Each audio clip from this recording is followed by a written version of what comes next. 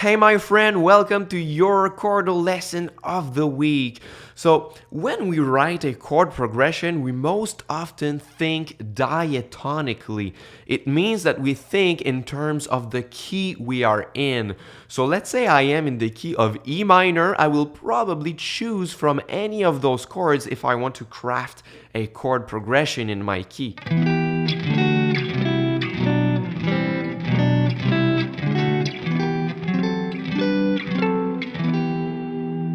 Because all of those chords fit into my E minor key, right? They are all made using the notes from an E minor scale.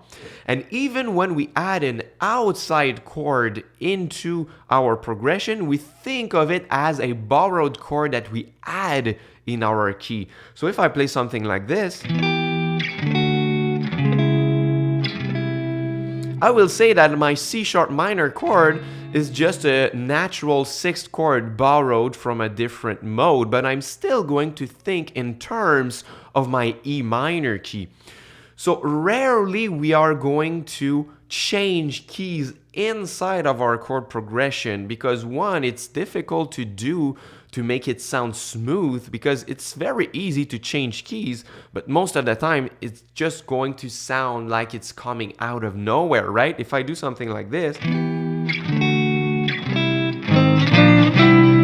this is just coming out of nowhere, right? So to change keys and make your listener barely notice it and make it smooth and integrated in your chord progression is really an art in itself, and it takes a lot of knowledge and practice and a good ear for it. But luckily for you, I have a trick that makes you do that key change inside of your chord progression easily and without working against it. I call it the parallel mirror image string skipping trick. I know it's a long term, but I like to come up with names for what I teach. So I'm going to show you a chord progression from my most recent Ambient Sketch number 90, which I use this trick on the song. I'm going to explain how it works.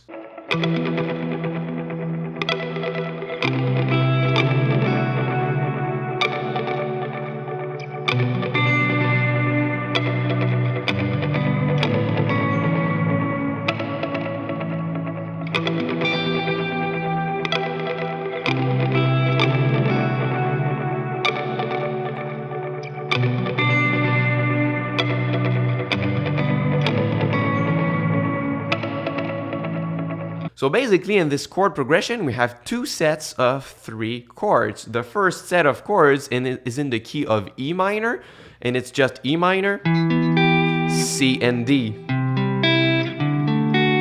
Very common chord progression in a minor scale, right? It's the root chord, followed by the flat 6 and the flat 7. I call this the action cadence because it's an action-driven chord progression, I find.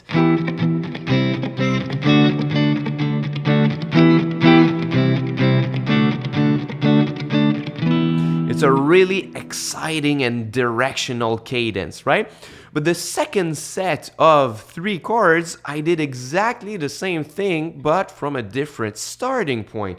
So now it's B minor, G, and A.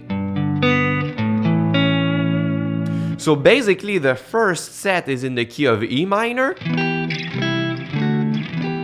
and the second set is in the key of B minor.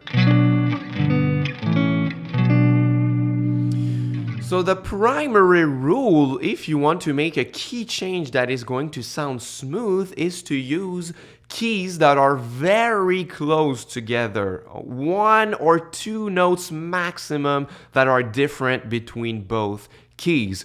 So if I analyze the key of E minor compared to B minor, in the scale of E minor, we have only one sharp. We have the F sharp, E, F sharp, G, A, B, C, D, E. So F sharp is the only sharp. And if I play the B minor scale, this is going to be B, C sharp, D, E, F sharp, G, A, B. So we have two sharps. So the only note that is different between both scales is the C sharp. One note difference only. So when you play keys that are so close together like this, the key change is going to be less perceptible for the listener. So it's going to sound smoother. And since our instrument is made of fourths, so each of our strings are fourth intervals, except the third and second string. So if I play the E, the big E and the A string, it's a fourth interval, E and D. Fourth again, D and G. It's a fourth interval. So by having fourth intervals, if we only skip a string below or above from where we were, we are going to be in a key that is very close to the one we were. So by doing this and doing a mirror image, it means that each chord shape is going to stay the same. Not the chord shape, but the construction of the chord. So if I had a minor chord here, I'm going to go one string below and do my minor chord shape too.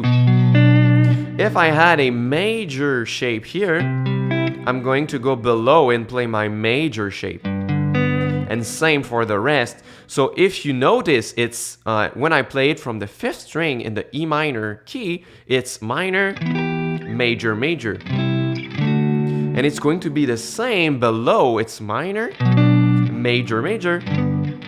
And if I want to do it one string above, I can do it too. So I would just have to play minor, major, major. So now we have a A minor and a F and a G, which is still at the root, flat 6 and flat 7th. And once again, if I compare the key, in the key of E minor I have one sharp, and in the key of A minor I have no sharps, no flats. So once again, only one note is different between both keys and both scales. So if I modulate from E minor to A minor, this is going to sound smooth. And if I modulate from E minor to B minor, this is going to sound smooth too. And it's a very great technique to use if you play with motifs in your song, right?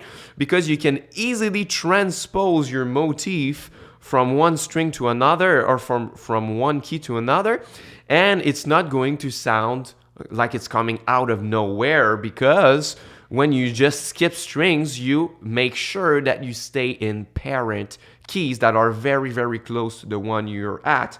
So let's say I have a motif that is like this.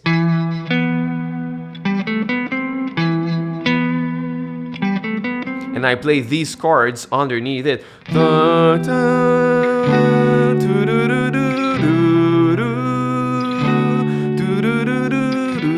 I could just transpose my motif in the same way I transpose my chords. I could do boom, boom, boom, boom, boom,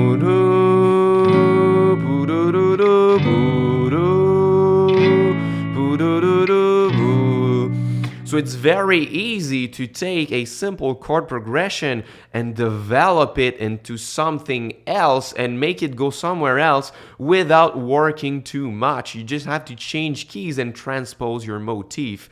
So I'm gonna play and loop the little motifs like this and show you how it sounds when I just skip strings below or above the place I was.